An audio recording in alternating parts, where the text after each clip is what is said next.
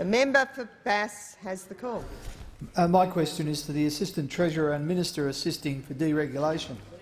Why is it important to deliver real and fair tax reform for all Australians?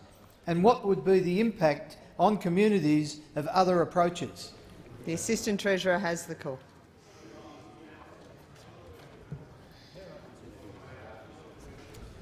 I thank the member for Bass for his question. This government has been delivering real tax reform to ensure that hard-working Australian families and small businesses are able to get a fair share and a fair go.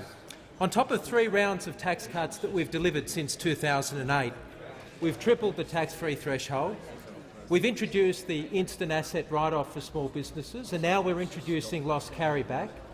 And we've also cut taxes on superannuation for the lowest paid of our workers. Every single one of these measures has been opposed by those opposite. And I'm not surprised, because when it comes to tax reform, those opposite think that tax reform is a 3-letter word. It's GST. The GST is what's in their DNA. They were the ones that introduced it. We know that they always wanted to put it on everything. And if they get half a chance, they'll come back and try and do the same again. We're against that because we know any plan to increase the GST will smash families, smash pensioners and tie businesses, and in particular small businesses, up with even more red tape. But don't take my word for it. Listen to what the Liberal State Premier fan club out there calling for an increase in the GST is saying. Look at what Premier O'Farrell has had to say. He says all options should be on the table.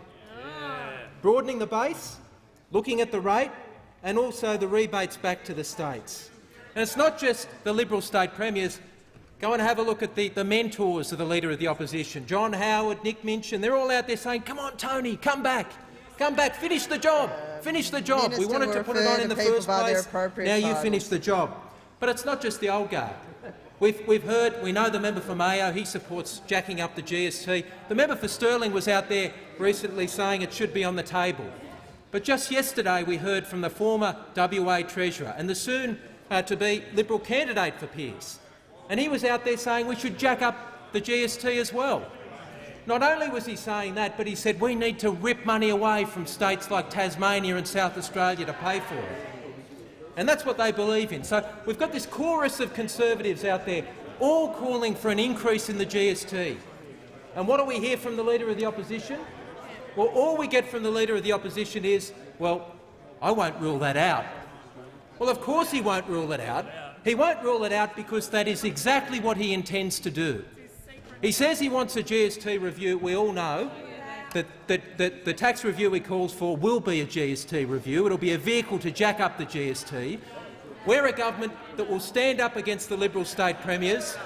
The Coalition, on the other hand, they introduced it. It's in their DNA, and they are just champing at the bit, hoping to get an opportunity to come back and finish the job.